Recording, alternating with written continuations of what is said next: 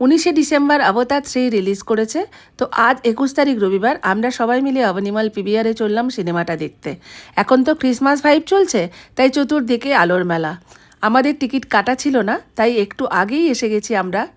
Ticket কেটে হাতে সময় থাকায় চিন্তা আছে একটু ওপরে যাব। এই যে ঢুকে এলাম পিভিআরে। কি সুন্দর ক্রিসমাস ট্রি এবং সান্টা ক্লজ দিয়ে এখানে সাজিয়েছে, প্রতি বছরই সাজায় যদিও। তো হাতে সময় থাকায় আমরা একটু ওপরে চলে এলাম ফুড কোর্টে, এখানে একটু আইসক্রিম খেলাম।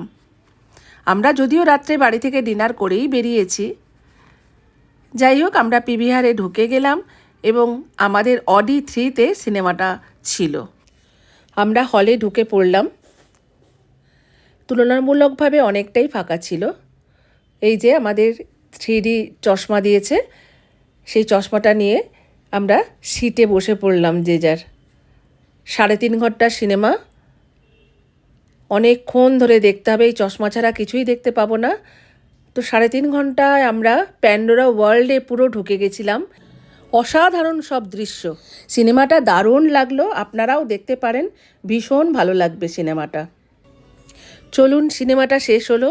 3.5 ঘন্টার সিনেমা টানা বসে দেখলাম, একটুও কোথাও বোর ফিল করিনি। ওকে জিজ্ঞেস করলাম, ওর খুব ভালো লেগেছে, আর আমারও ভীষণ ভালো লাগলো। অপূর্ব, দারুণ দারুণ। রাত্রিবেলা জমজমাট মলটা কীরকম ফাঁকা দেখুন। রাত্রি 2টো বাজে, তো সেই জন্যেই একদম ফাঁকা। বেসমেন্টও দেখুন একদম ফাঁকা। চলুন এবার আমরা বাড়ির দিকে রওনা দিই। রাজ গাড়ি স্টার্ট দিচ্ছে। ব্লগটা ভালো লাগলে একটা লাইক করে দেবেন প্লিজ।